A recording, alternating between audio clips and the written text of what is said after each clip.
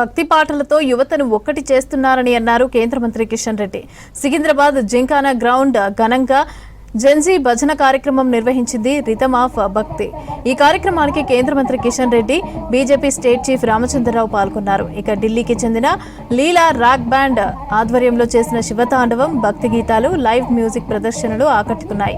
యువతను drugs, night party culture ప్రభావం నుంచి ఆధ్యాత్మికం వైపు మళ్లించాలనే లక్ష్యంతోనే ఈ కార్యక్రమం నిర్వహిస్తున్నామని తెలిపారు నిర్వాహకులు.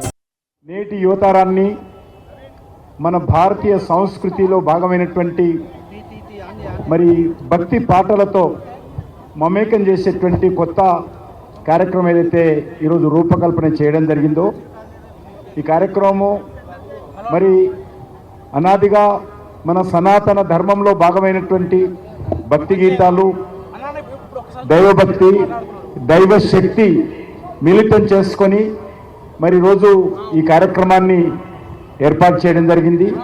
భక్తి సంగీత కార్యక్రమం ఏదైతే ఉన్నదో దీన్ని మరి నూతన ఈ యొక్క సంగీతానికి సంబంధించినటువంటి ముడి వేసుకొని ఈ కార్యక్రమానికి రూపకల్పన చేయడం జరిగింది. నేను ఆర్గనైజర్స్ ఉన్నటువంటి ప్రవీణ్ గారు, మిగతా వారి టీము, నేను హృదయపూర్వకమైనటువంటి శుభాకాంక్షలు తెలియజేస్తా ఉన్నాను. ఈ కార్యక్రమంలో పాల్గొంటున్నటువంటి భక్తులందరికీ కూడా పేరు పేరున ధన్యవాదాలు తెలియజేస్తూ, ఇంత పెద్ద ఎత్తున భజన్ క్లబ్బింగ్ రావటము, దానిలో యువత రావటం అనేది it's a very good sign for the country. మన ఒక హిందుత్వాన్ని, మన హిందూ ధర్మాన్ని, మన భజన్ని మనం ఏ విధంగా అయినా పాడుకోవచ్చు. క్లబ్లకు, పబ్లకు, డ్రగ్స్కు దూరంగా ఉండటానికి ఇది ఒక మంచి డైవర్షన్. ఒకవైపు మన సంస్కృతిని, మన ఒక మతాన్ని, మన ఒక ధర్మాన్ని కాపాడేటటువంటి ఒక కార్యక్రమం ఇది.